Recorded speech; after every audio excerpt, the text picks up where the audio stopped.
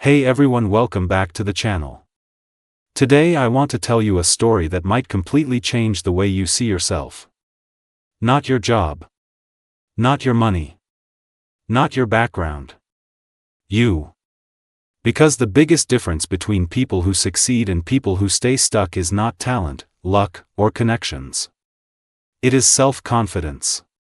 And the truth is, self-confidence is not something you are born with. It is something you build. Slowly. Intentionally. Quietly. Like a secret weapon. Let me tell you about a young man named Armin. Armin was not special. At least, that is what he believed. He grew up in a small town where big dreams sounded unrealistic. Every time someone talked about starting a business, becoming a leader, or doing something extraordinary, people would smile politely and say, "Be practical." Armin heard that phrase his entire life. Be practical. Don't aim too high. Don't embarrass yourself. Don't fail publicly. So he stayed small. In school, when the teacher asked for volunteers to speak on stage, he avoided eye contact. When group projects needed a leader, he stepped back. When he had ideas, he kept them to himself. Not because he didn't have thoughts, but because he didn't trust them. Inside his mind, there was a constant voice whispering, "You are not ready. You are not good enough. Someone else can do it better." And that voice felt real.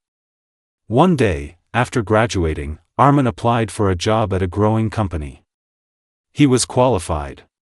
His grades were solid. His skills were decent. But during the interview, something strange happened. The interviewer asked a simple question: "Why should we hire you?" Armin froze. He knew the answers. He had prepared them. But suddenly, he felt small. His voice softened. His posture shrank. He started speaking, but it sounded uncertain. "I think, maybe. I could try my best." The interviewer nodded politely. The interview ended quickly. Armin didn't get the job. On the way home, sitting alone on a bus, he felt something heavy in his chest. It wasn't just disappointment. It was frustration. He realized something painful: it wasn't that he lacked skills. He lacked belief. That night, instead of blaming the company or the competition, he asked himself a powerful question: what if the only thing standing between me and success is my confidence? That question changed everything. Here is the first secret about self-confidence: it is not about being loud. It is not about showing off. It is not about pretending to be fearless. It is about trusting yourself enough to take action even when you feel fear. Armin decided he would treat confidence like a muscle. And muscles grow only when you train them. The next day, he started small. Very small. At a local cafe, when the waiter got his order wrong, instead of staying silent, he politely said, "Excuse me, I think this isn't what I ordered." His heart raced. It felt dramatic for such a tiny situation. But he did it. Nothing terrible happened. The world didn't collapse. The waiter apologized and fixed the order. That night, Armin realized something important. Fear exaggerates consequences. Confidence is built when you act despite that exaggeration. The second step he took was changing his self-talk. For years, his inner voice had been critical. "You are awkward. You will fail. Don't try." But he learned that successful people guard their inner dialogue like a treasure. They don't allow their minds to bully them. So every time the negative voice appeared, Armin responded. Not with fake positivity, but with rational strength. When his mind said, "You can't do this," he answered, "Maybe I can't do it perfectly. But I can learn." When it said, "People will judge you," he replied, "People are too busy thinking about themselves." Slowly, the tone of his thoughts changed. Weeks later, he applied for another job. This time, before the interview, he stood in front of a mirror. He straightened his back. He looked into his own eyes and said, "You don't need to be perfect. You just need to be honest and clear." During the interview, when the same question came, "Why should we hire you?" he answered differently. "I believe I can add value to your team because I learn quickly, I take responsibility, and I don't quit when things get difficult." It wasn't a dramatic speech. But it was firm. He got the job. Now here is something powerful. Confidence did not magically appear because he got hired. The job came because he had already started building confidence through small actions. That is the third secret: confidence is built through evidence. You create proof for your brain that you are capable. Every time you keep a promise to yourself, you add one piece of evidence. Armin started setting small promises. Wake up at 6 a.m. Exercise for 20 minutes. Read 10 pages a day. Finish tasks before deadlines. Each completed promise whispered to his mind, "See? You can trust yourself." Months passed. At work, he noticed something interesting. The most respected employees were not necessarily the smartest. They were the ones who spoke with clarity. They made decisions. They didn't apologize for existing. He began volunteering for small responsibilities. Not huge projects. Just small ones. Leading a meeting. Presenting a report. Sharing an idea. The first presentation he gave was far from perfect. His hands shook slightly. His voice trembled at the start. But he finished it. And when he sat down, something new filled his chest. Pride. Not because he was flawless. But because he didn't run away. That is the fourth secret: confidence grows every time you face discomfort and survive it. Many people wait to feel confident before taking action. But action creates confidence, not the other way around. One evening, after work, Armin met an old friend who used to be extremely shy in school. But now, his friend ran a small successful business. He spoke clearly. He carried himself with assurance. Curious, Armin asked, "How did you become so confident?" His friend laughed. "I didn't. I just stopped caring so much about looking stupid." That sentence hit Armin deeply. Self-confidence is not about believing you will never fail. It is about being okay with failing publicly. So Armin decided to try something bold. He started sharing his ideas openly in team meetings. Some were accepted. Some were rejected. In the beginning, rejection felt like a punch. But over time, he realized rejection did not define him. It refined him. Each no made him stronger. Years later, Armin was promoted to a leadership position. The same person who once avoided eye contact was now leading a team of 20 people. But here is the most important part.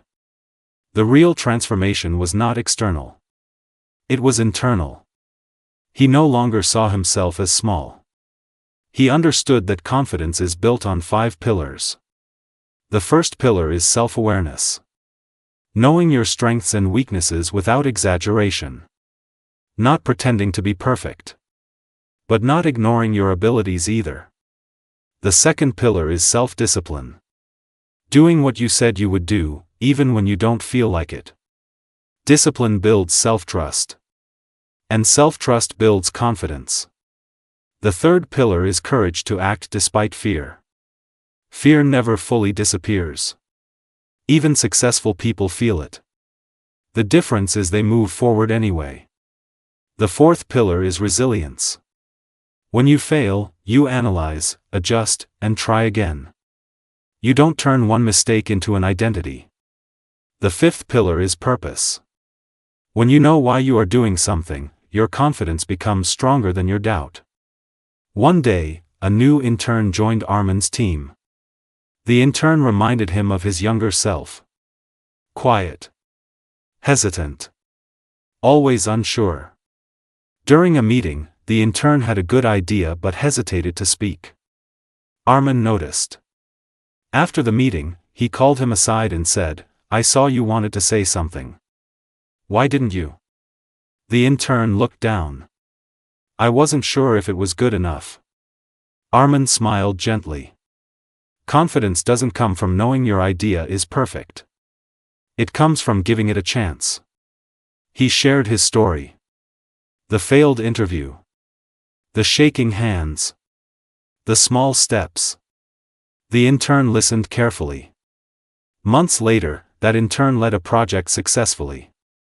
And one evening, he said to Armin, "I used to think confident people were different. Now I know they just practice being brave."